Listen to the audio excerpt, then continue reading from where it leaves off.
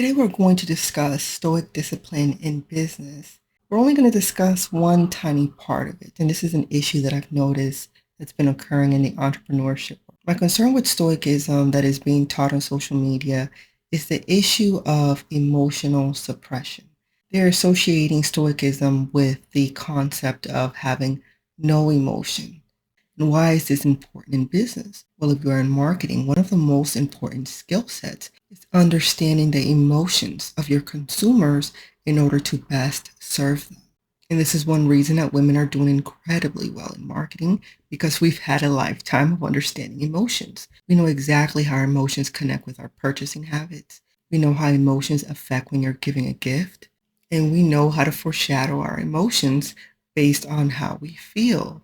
So how does this connect back to Stoicism? When we analyze the data of the type of individuals that are looking up topics such as Stoicism, it's typically going to be men. So men and women are equally as emotional, but it is the expression of that emotion that it's going to be drastically different.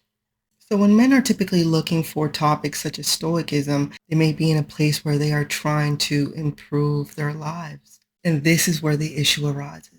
Because if these individuals who are trying to start a business or begin their process in entrepreneurship or marketing, and they're trying to find a way to connect with consumers, and they're trying to practice the stereotypical perception of masculinity as far as having total self-control, this can lead to an unfortunate track of events when a man may become so disconnected from his emotions that he can no longer resonate with his consumer base. So I just wanted to offer a tiny piece of advice. I do believe in self-control, in discipline, not being led by your emotions. On my channel, I always promote critical thinking. So I think the most important and beneficial piece of advice that I can give you is as you journey through your pathway to discipline and self-control and developing your virtue, which means your high level of moral standard in whatever way you deem fit for your life, you still have to understand emotion. You still have to understand the cause and effect of why people behave the way that they do. If you do want to become a professional marketing manager or entrepreneur, understanding human behavior is always going to be the best benefit to you. So Marcus Aurelius is quoted as saying, "You have power over your mind and not outside events. Realize this and you'll find strength." Now that sounds powerful and interesting and thought-provoking, right?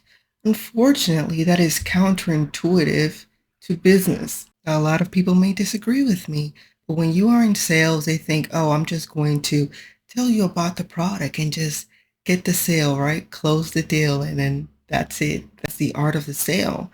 And it's like, no, it is your responsibility if you want a repeat customer, if you want to develop a consumer base, to create the experience. It is my responsibility to make sure that I create the experience that you're having.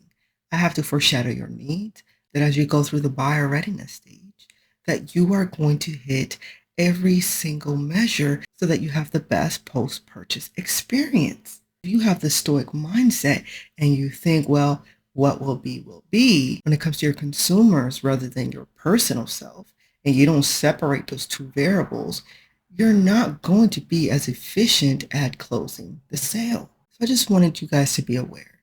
The discipline of your emotion does not mean the suppression of your emotions. Rather, it is the understanding of how you can use your emotion to create the experience, the environment, the benefit to others, especially if you believe in Stoicism that there must be some sort of virtue. And to have that, you must have some sort of humility. It is actually the destruction of the ego that allows you to develop the discipline in order to be of service to others and provide the best experience to them. That means that you must be so aware of your emotions and their emotions that you can actually foreshadow their expectations, how they'll behave when you are trying to sell them a product or service. So I just ask that you guys are a little bit careful when you're watching a lot of these videos that are placing ideas in your mind. Discipline means that you have mastered your behavior. And you can only master your behavior if you are aware of your behavior. Take the time to understand them. so that you are not emotionally led, but you use critical thinking in order to make good decisions. So to my powerful Stoics out there, make sure to subscribe so that we can continue the conversation and you don't miss any more of these topics.